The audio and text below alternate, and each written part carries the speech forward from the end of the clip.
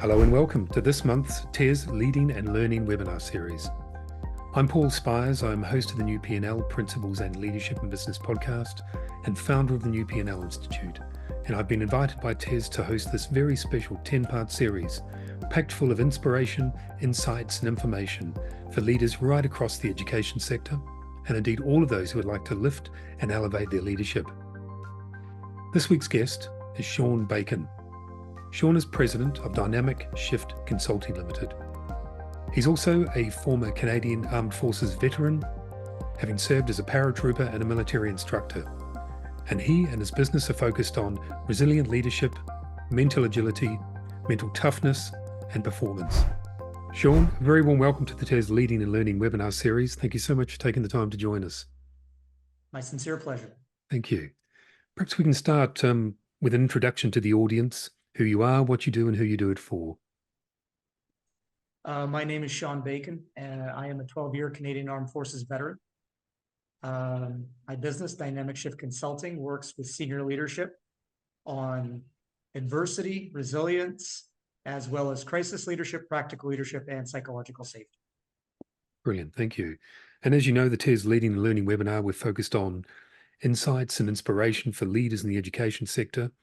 And those leaders are principals and senior school leaders, and they have tremendous pressures placed on them today. So in this episode, I want to focus on tools and tips around how we build more resilient leadership, how we take responsibility for our own resilience, and how we build out that culture of resilience within our organizations. So let's start with perhaps the systems that you've developed within Dynamic Shift themselves. Talk me through the principles of those, what elite leadership looks like, and how they apply to educational leaders. Well, the funny thing is in the military, we're given this education, very practical and repetitive education in practical leadership, resiliency and leadership, emergency leadership. And when I got out of the military, I didn't realize, I assumed, I made this horrible, horrible assumption that everyone had the same knowledge, had the same skill sets. Yes. And I had taken it for granted for many, many years. So I started to dissect all the tools they had given me, whether it was leading in peacetime or leading in a conflictive time or disaster relief, pick your time frame. So things started to pop out. So I have 12 commandments of mental toughness or resiliency. I prefer the term mental toughness. Resiliency sounds a little soft. Mental toughness has a certain amount of grit to it. Yeah. And some of the things that really popped were embracing failure. Like we tend to shy away from failure versus using it as a learning tool. And people do not learn from success. They learn from failure. And when you change your perception, you change your perspective and your mindset to failure, you tend to lean into it versus resist it. Right. The other things we popped into was the power and the superpower of being atypical or being uncommon. Doing it the same way all the time isn't always the best solution. Sometimes you have to break paradigms in order to come up with new and innovative ideas to do things, but it takes a lot of courage. And as a former paratrooper, you can't be courageous unless you're at your first vulnerable. Vulnerability in leadership is an interesting concept, and it's something I think a lot about, because often vulnerable leadership is not in the giving, it's in the eyes of the recipient, and vulnerability can be seen as an area of strength to one recipient and an area of weakness to another. So we can make ourselves more vulnerable, but we can't determine how it's going to be received. What do we do in terms of who we want leaders, or whoever it happens to be listening to this? They want to become more resilient and courageous. They want to open up vulnerability as part of that, but they want to also ensure that they don't lose respect in that process. How do they assess their relative vulnerability, if you like? Well, that's a bit of a Jacob's ladder. That's a bit of a conundrum. Yes. Because what other people think of you really does not matter. Okay, once you remove that piece of the equation, oh my God, if I say this, I might lose respect. Well, now you're putting yourself at odds with yourself. Yes. And you're not going to be coming forth in an authentic fashion. And let's just put it to you honestly. I mean, your body language is going to portray the fact that you're not. Very Okay, true. when you are open and vulnerable, for an example, I have no problem saying, I don't know. Yeah. I don't know. However, I always follow it up with, why don't you walk me through it? Yes. And as a leader, I'm not meant to know everything. However, my people, leadership is about people. Management is a science, leadership is an art. And if Mm-hmm. you know your people, you promote their welfare, and you use their specialties, which are also their passions, it's okay to say, look, I really don't know. Why don't you walk me through it? And please speak my language. Get me to understand it through your eyes. And all of a sudden, they double down. They're excited to tell you, they're excited to teach you, and you build this relationship. That's where the bonds of trust really start to be seated. Mm-hmm. Because you're not omnipotent. But the problem is, as you go higher as a leader, you become an island. Yes, that's right. And imposter syndrome sets in. And it happens many times through a person's career. And if you haven't had it, let me be frank, you're lying. Okay. So at the end of the day, it's okay not to know. Yeah. There's a first piece of vulnerability. Second piece of vulnerability is in the act of coaching and mentorship and leadership. Mm-hmm. The ability to use a failure you've had to demonstrate a lesson that they can use in real time. But again, we have to check our ego at the door. Yes. You have to hang that on a hook and say, this isn't about me and looking good and winning the hearts and minds of my people. This is about me getting my people to where they need to be. Mm-hmm. So leadership is about people, but at the end of the day, you got to get your people to achieve the mission. Yes. And sometimes your people are students and your mission is a curriculum. Very true. Very true. We all arrive at resilient leadership or mental toughness from a different place. We all bring baggage to that, either challenges we've had in our past life, a lack of challenges, whatever it is. How do we turn that baggage, for want of a better phrase, but we all know what that means, how do we turn that into a power rather than a weakness as we move towards resilient leadership or mental toughness? How do we leverage it and use it as a foundation? Well, back to that ego, like we got to get out of our own way. Mm-hmm. And you got to come at it at seeing it as a lesson versus a mistake. Back to that failing harder, failing faster. You have to look at your failures differently. And until you change your mindset, all that baggage is going to remain exactly that, baggage. Yeah. And the problem is, by the way, baggage is another great way to assess baggage is it's biases. Yes. Baggage is biases. Okay. Yes, correct. Daniel Kahneman, who's the godfather of biases and heuristics, his book on thinking fast and slow and noise are literally the benchmarks in biases. So if you're bringing baggage, your bias is there. It's evident. Mm-hmm. So it's funny. I took a critical thinking program in post-secondary after I got out of the military. And the very first thing my profs told me was, what is the author trying to sell you? Yes. Every teacher, every author, is trying to sell you an idea, a concept, a perception. But what are they trying to sell you? Mm-hmm. That's it. That's what a bias is. If you met one bad cop, all cops are not great. And mm-hmm. you met one bad doctor, all the same. So that baggage can actually hinder. And if you do not take ownership of that baggage, those biases, if you do not take time for self-analysis to say, hey, these are authentically my biases based on my experiences. How do I move that off to the side and come at it from a clean perspective? Yeah. That takes a lot of courage. It does. It does. How do we find that courage? It's something that I have a lot of conversations with. Again, at the moment, we at exactly the time that we need perhaps more courage than ever as leaders, we struggle to have it because there's an inertia created through the social media, the transparency that is required from social media, the scrutiny that comes through that, the micromanagement at multiple levels across a business. Very hard to find that courage sometimes in the midst of everything we face. Is courage incremental? How do we build it? Actually, I believe it is incremental. Courage is more than just vulnerability. Understanding that vulnerability. I have a fear of heights. I jump out of airplanes, or at least I used to anyway.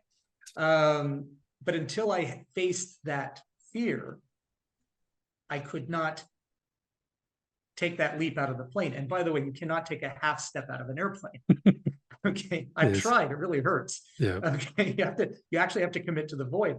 But in order for that paratrooper to leap into the void, they've had to go through a series of conditioning and training that builds their confidence in taking that. So I realized, I look back on it, and there's 5 levels of trust that build that courage. Now, isn't it interesting that trust and courage Yes. go hand in hand? Yeah.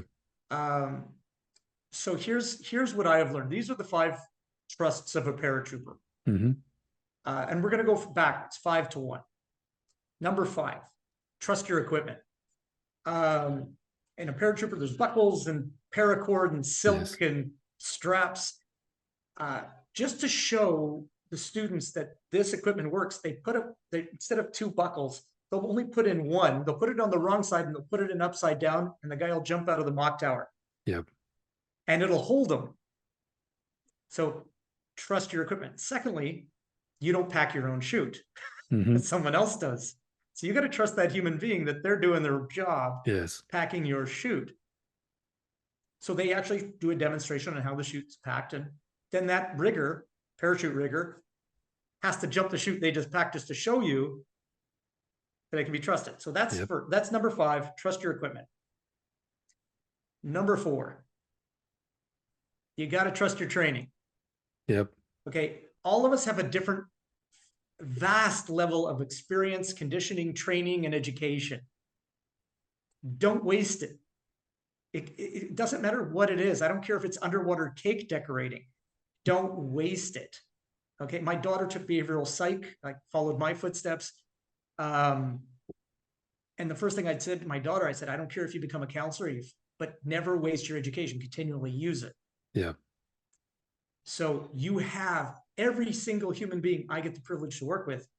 They have millions of dollars, pounds, euros, whatever you want to refer to it, of training, education, and experience. Use it. Trust it. You have it for a reason. Number 3, you got to trust your mission. If you do not have a successful end state, a North Star to aim at, you are a cruise missile without a guidance system. You are a balloon that got let go and is going off crazy. And you will always feel ambiguous and lost. Have a mission. Even if it's a short-term, very succinct mission, it could be a student. It could be a idea. It could be a new way of teaching. I don't care what the idea is. Have a North Star, galvanize yourself to it, make sure it's a successful end state, and reverse engineer it. But you got to trust it. Yeah. If you do not trust it, you will not buy into your own idea. No one else is going to. Number 2, you got to trust your tribe. The biggest thing I get asked about, what do I miss about the military? Oh, do you miss the adrenaline, the excitement? No, I miss the people. I miss that incredible high level of trust in the dark with these people jumping out of airplanes, strangers prior to that from all over my nation. And because of what we shared, the conflict and the adversity we shared, our trust elevated. So you got to trust the people around you. If you can't, change your team. Yep. Last, but number 1 with a bullet, you got to trust you. And if you don't trust you, no one else is ever going to. And we all have felt that feeling where we don't trust ourselves. Yes. It's a horrible, lost feeling. And every human being goes through this crisis at least once in their lives. We call it an identity crisis. But at the end of the day, it's because you don't trust you. Either through lack of experience, they might be coming up to that new role, they may be new in that role, they have a bit of fragility in terms of confidence and courage. They take the evidential action approach, so they look for the evidence to support the approach. They take that approach, and to your earlier point from one of the earlier questions, for whatever reason, circumstances outside their control, they fail on that occasion. For someone who is still trying to define their role, to find themselves within that role, they're fragile in their confidence, they've made a decision based on actionable intelligence, and it's failed. there's a real chance there for them to take even further steps back than where they started because they felt they've taken the right path. Their confidence is fragile. They've failed. How do we get that person after that failure back into believing, okay, we found all the foundations, we failed, but we can still take courage out of it. We can still take learning out of it. And just because it was actionable and evidential, it can still fail. Do you understand what I mean? How do we build on that? Yeah. And believe it or not, the answer is insanely simple, and it's age old. Like Yes, when I say age old, I mean eons old. Mentors. very true. We do not seek out mentors to have that wisdom, Yes. that have made the mistakes and have learned through it, that have the physical, emotional, psychological, and professional scar tissue, that they Hmm. can offer you sage advice going, well, I can't say this is right or wrong, but this is what I've learned from my experience. Yes. Or I've been fortunate, blessed that I've had multitudes of great mentors, the best in the business, whether it's military or law enforcement or business. And when I have tripped over myself and have stumbled and fallen, they did not scold me. They just went, okay, so what would you do differently? Yes. They would have that really enduring and very thoughtful conversation that would turn it into this bruise or this scar and turn it into, okay, so let's stand you up, dust you off. What did you learn? How are you going to do it differently? Here's what I have learned. What's your next step? And always putting the ownership back into the student. Yes. And we have lost our way a little bit in being good mentors or finding good mentors. Very true. And I say, seek them out, seek out, and don't be afraid, or be afraid. It's okay to be afraid, but take the risk. I have walked right up to people going, I would really respect if you would, I really respect what you're doing. I need a mentor. Are you interested? Yes. If you say no, okay, no big deal. I tried. But if you allow fear to conquer you consistently, you will do nothing in life, period. You're standing still. Life will go past you. You might as well go in reverse. Yes. Okay. Fear is absolutely crippling, and especially when it comes to your ego. So, for an example, my business mentor, his name is George Melville. I wasn't in a good place after the military. It was very hard for me to find work. No one wanted to hire a veteran at that time. Things have changed now, thank God. Yes. Anyway, handed me his card. I didn't think anything of it. A year later, I look him up. He gives me an hour's worth of his time. I show up. I think he was thinking I was going to ask for money to start a business or something. Yeah. And he goes, how can I help you? And I said, I really need a mentor because I'm flying blind here. I'm a great educator. I'm a good leader, but I'm not a good business person. Yes. I have a vacuum in my learning. Would you be willing to guide me? And he went, absolutely, just like that. Absolutely. And I think these are your next 5 steps. Like, got me started immediately. It was just created simplicity. He took ownership of me Amazing. very quickly and introduced me to my next mentor. So, Mhm. and now I'm mentoring.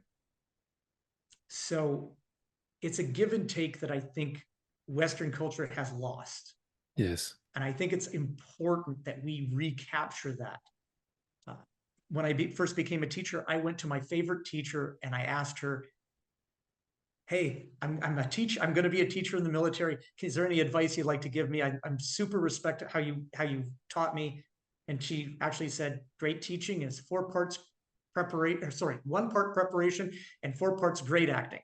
Yes. Yeah. So, and I took it and I ran with it and it worked. Yes. So at the end of the day, we were sitting on treasure troves of non-conventional education that we're not tapping into.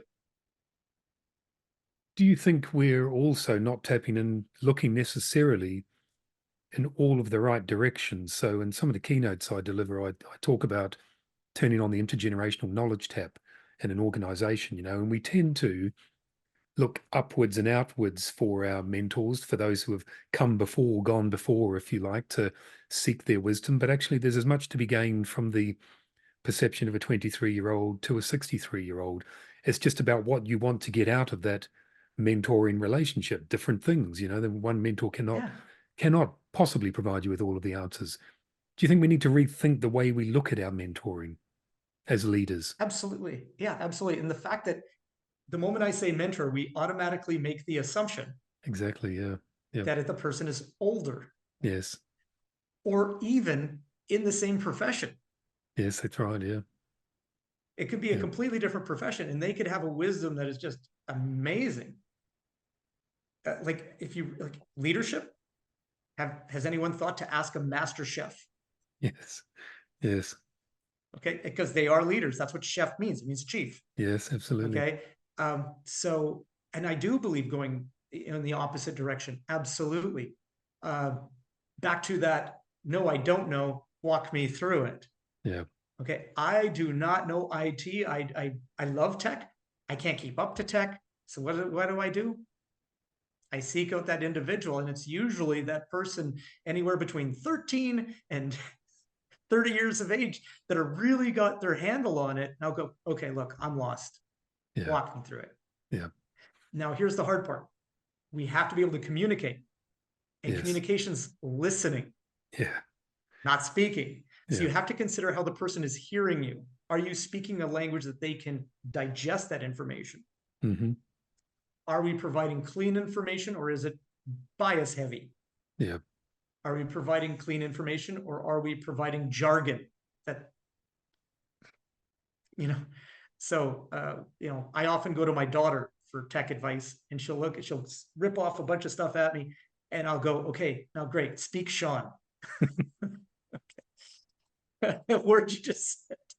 And I think that's a big part of it. Once we start communicating properly, learning shifts. Yes, it does. And being humble enough to recognize that some of the language coming back to you, you don't understand, whatever leadership position you hold, and being curious without being fearful of what the answer might be. I mean, I think that curiosity is another key part of it, I think. Well, isn't it interesting you said curious and fear, because the opposite of fear is not courage. Yes. Courage is what you do in the face of it. Curiosity, on the other end, is the antithesis of fear. Yes, It true. is the antonym of fear. Yes. So when you come into any learning in a place of curiosity, where you've created a psychological safe space that's built on curiosity, you can attack even the most contentious of ideas, because the curiosity is more important than the opinion. Yes. Yeah. And we need to get there again. Absolutely. Absolutely. You spent 12 years plus in the military. You've spent more than a decade in your leadership role, counseling, consulting, tutoring, mentoring, workshops, teaching keynotes, and so on. I wondered, as we sort of head deeply into the fourth industrial revolution, fifth as well, whether it's from an educational perspective for those we're speaking to today, or whether it's in business more generally, how do you see leadership characteristics changing? Are the characteristics that leaders need for now and the future different to when you started? What defines a good leader today? That is an age-old question, isn't it? Um, because we're still learning leadership from ages gone past. I'm a life. First of all, let's define this a little bit. You never arrive as a Yes. leader. Yeah. You're going to be a lifelong learner of the discipline of leadership, of the art of leadership. Yeah. So I've been studying for 40 plus years, and something, I'm still learning. Yeah. I'm a voracious student. I talk to different leaders and get their approaches. And a great leader knows their people. And that could be the Battle of Cannae, or that could be Google. Yes. Okay. Yeah. Leaders don't have a style. They shift gears between leadership styles, because you have to care about your people, but you also got to push them. Yes. You got to make them feel comfortable, and comfortable with being uncomfortable, Mm-hmm. because growth comes from discomfort, never from comfort. And you got to give them a psychologically safe space to make those errors. And now this is the big one. something that used to be done quite a bit that is not being done now is that we've stopped being explicit. We've Very become true. very implicit in our language. Hmm. And the word should has infiltrated in our language in a horrible way. I once worked with a CEO that said, well, my C-suite gets paid this certain amount every year. They should know what they're doing. What? They should? Have you told them? Have you told Yes. them what their mission is? Have you told them what the key critical points that you need them to focus on? Did you tell them what any single point errors that could stop them in their tracks? We're not being explicit. Should is a entitled language. It's got a high level of expectation to it. Hmm. Whereas, don't be afraid to be explicit. Yes, they might know it. Okay, great, you know it, but you got to say it out loud so that they can absorb it and maybe even hear it again. It's not nagging, okay? But being explicit, don't assume that they know. Make sure that confirm that they know. So we have to get back to that point of explicit communication. We got to get back to this place of caring yet pushing. We got to Yes. get back to understanding that whole dichotomy of being a leader. Now, as being a leader now, some of the pitfalls, especially with cancel culture, you're fearful of having an opinion, or God forbid, if it's on the wrong side of the fence, this side, that side, it doesn't matter, being attacked. Let's face it, being a leader now is you need just as much courageousness and composure as people did in World War II leading on the battlefront. Yes. The difference is we're dealing with more complexity now that it's very nuanced and very subtle. Technology is tripling and quadrupling and every few minutes. Yes. So sometimes, very often, we have to now think managing up and down, whereas in the past we typically managed down. Yes. So if there's one shift, that'll be it. We need to understand managing up and down evenly, and getting people, like really using people's passions and specialties. Problem, we get as a leader, we tend to get very fixated on being liked, Yeah. especially now, because everything's about likes. So Yes. this has proliferated our language. Yeah. So Yeah. the single biggest error I see us making as leaders now is consensus. Hmm. Okay, get everyone's ideas, but the burden of leadership is still on the leader to make a decision. The buck stops with the leader. Consensus will never get you to a place of decision. And if you want to be liked, don't be a leader. Okay. So I want to unpack that a little bit more, because it's an area that really fascinates me. And in my day job, when I speak to business leaders, there's a real challenge for many leaders that I speak to about where they find the balance between all of those points that you've just highlighted: more inclusive leadership, more collaborative leadership, psychological safety, opening up that opportunity for people to come together and speak, creating some sort of belief that there is a collaborative vision and a mission forward, but still, to your point, at some level, taking that burden of leadership, being explicit, being driven, because you talked about pushing people as well. Leaders are finding it very hard, that I speak to find that delicate balance, because the pendulum of power has also, swung more to employees than employers as well. And there are many good aspects to that. But how does a leader both be more collaborative, listen more, try to create consensus, create that space for listening, and still become explicit when they need to, make the decisions that they have to, and in the point of making those decisions, not disillusion the people that they've brought into that fold through the collaborative and consensual approach? This is a very interesting question. The thing is, let's go back to leadership styles for a second. This will Yes. add clarity. So 4 basic leadership styles. I think they've done them up to like 31 sub styles of leadership. 4 basic styles of leadership, starting with the first one, autocratic. This is the one, this one's getting bad press everywhere. It's not bad or good. It just is. Yes. Autocratic leadership is I tell you, you do it, no questions asked, and we discuss it later. This is ideal for emergencies, crisis, not a lot of room to speak. Things have to happen quickly. When you have a leader that has earned a lot of respect from their team, it's very easy to shift into this gear and get out of it. Democratic leadership, also known as participative leadership. This is a misnomer. It's not democratic as in everyone gets a vote. This is everyone has a say. This is very good for peacetime, or what I call peacetime, where things are going well, there's no major crises, day-to-day operations, and you go, okay, where are we at? What have you learned? What are some key things we need to avoid or emphasize on? What are your ideas? Or we have a new thing we're doing. What are your ideas? Bring them to the table.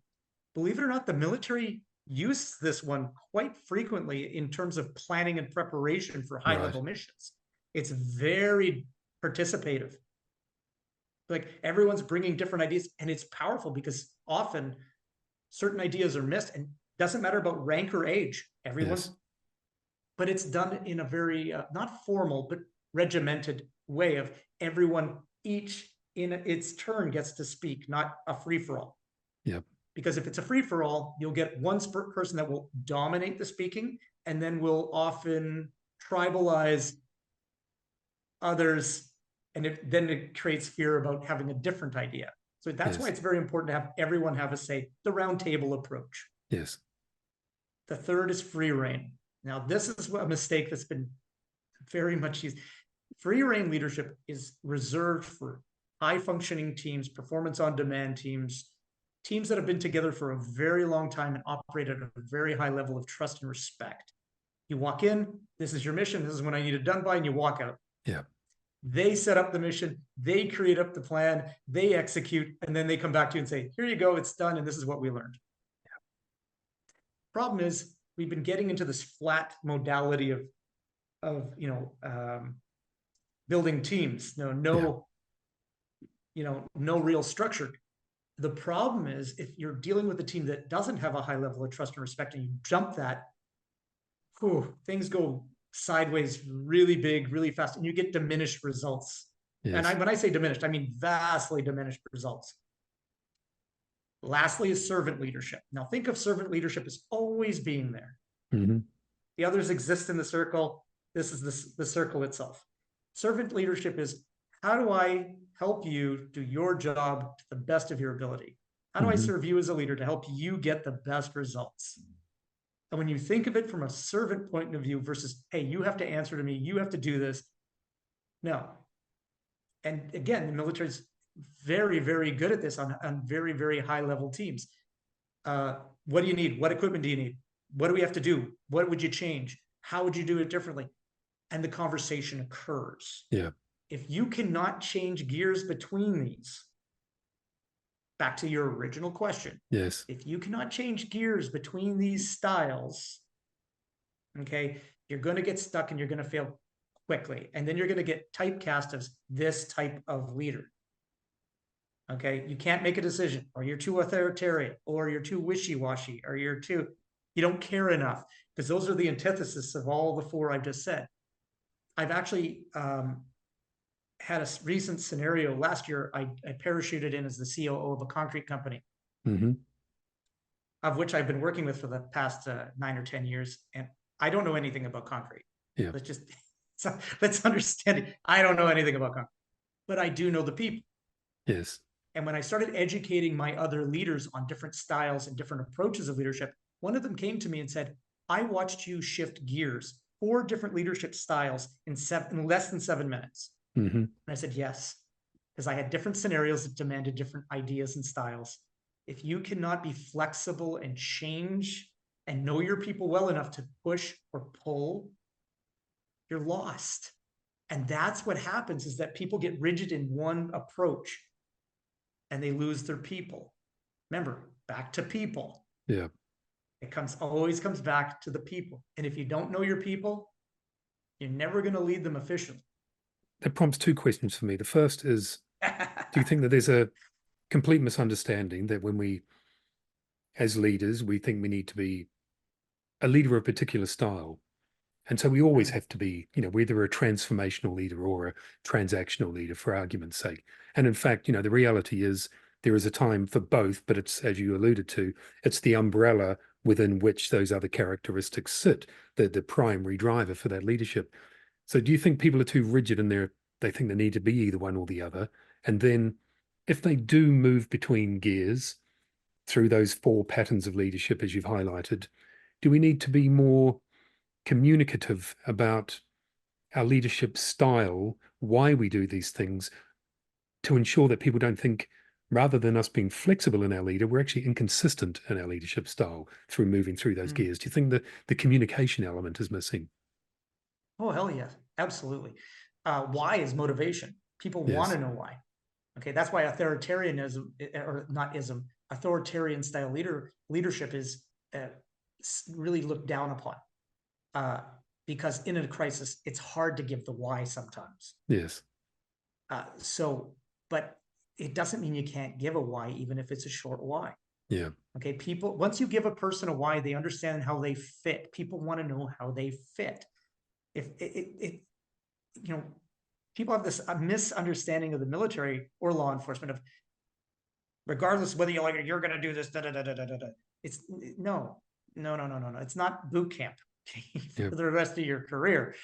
We're given the why constantly. As a matter of fact, this is kind of how they do it. And this is actually a great way to communicate. Now, I'll give you what we call it, and you can shift and move it the way you need it, but it's such an explicit, beautiful way. So we start with the situation, and we just say it in one or two lines. The situation is this. Now, for an example, showing up at the ice storm, there's a massive ice storm in Canada many years ago, shut down the capital city, people were without power, and they're freezing, we had to get them out of their homes. We mobilized an entire brigade group. I remember sitting in the briefing going, situation, 10 centimeters of ice are covering the surface of everything in Ottawa. The trees are broken, power lines are broken. This is the situation. So we now know what? Mission. Our mission is to get there and help people out of their homes and into a warm space, prevent loss of life. Now I know the why. Execution. This will be done in 3 phases. Phase 1, we'll transport in. Phase 2, we'll identify who needs the help. Phase 3, we will get them to safety. And now we know the how. Yes. And then it breaks down to who's in command, how do we communicate, what methodologies. So then it gets into administration, logistics, and communication. But the first 3, situation, mission, execution, you get your what, your where, your how. Yeah. Sorry, your what, your where, your why, your how. Mm-hmm. And that's powerful. Yes. So this is how we get a briefing, but how often do we think about telling people not only this is why it's important to you, this is why it's important to everybody. Yes. This is the impact. This is for our clients, our culture, for you. But we tend to be selfish, and we tend to, what is it in it for me? Yeah. And we have to get back to a place where we get teams that are serving. Because that's, by the way, warriorship is not about war. A warrior is a servant. Yes. What are you serving? Manchester United, don't get me wrong, I'm not a Man U fan, but who are they serving? Yes. Manchester. Yeah. It's right on their jersey. Okay. Military, the flag is right on their chest and it drapes their coffin. As a teacher, who are you serving? Well, you're serving the next generation that hopefully replaces you. Yes, very true. Very true. Sean, we always I apologize. I got a little pedantic there. No, not at all. Not at all. That's great examples. We always end the podcast by just asking our guests to provide the audience with 1 or 2 final pieces of actionable wisdom that they can take away and implement in their organizations tomorrow. When we think about resilient leadership, and someone's listening today and they think, I need to build more resilience, mental toughness within myself, within my team, within my organization and culture, what are the first 2 things they could do tomorrow to make discernible, actionable impact? Well, we've mentioned it many times. I'd start with communication, create standards of communication. how you need to deliver, how you need to listen. Start analyzing, am I listening properly? Yes. And when I speak, am I speaking in such a way that is understandable? And am I following up with confirmatory questions? Two, am I being a good mentor? To be a leader, yeah, you have to be able to direct. You have to be able to provide authority, because that's what a leader is. They're the position of authority and command, but are you also building trust? Yes. So at the end of the day, are you being the correct leader in your approach? Are you showing up? Have you checked out the way you're doing it? Lastly, most importantly, oh my God, character-based leadership is everything. Okay, are you approaching it with courage and honor, integrity? Okay, you can push people right to the edge as long as you're doing those three things. Yes, very true. Okay, Great if you advice. do those three things, you're ahead. So create standards on comms, understand your authority and how you're going to get people to buy into it, and most importantly, at the end, character. Really great advice to end the webinar on. Sean, thank you so much for your time today. It's been brilliant. Thank you. It's always an honor, my friend. Thank you very much. Thanks once again for watching this month's edition of the TES Leading and Learning webinar series. If you'd like to learn more about what Sean and his team do, go to Dynamic-Shift Consulting. And I'll look forward to seeing you next month for the next episode of the Leading and Learning webinar series. I'm Paul Spires. Thank you once again for your time. See you soon.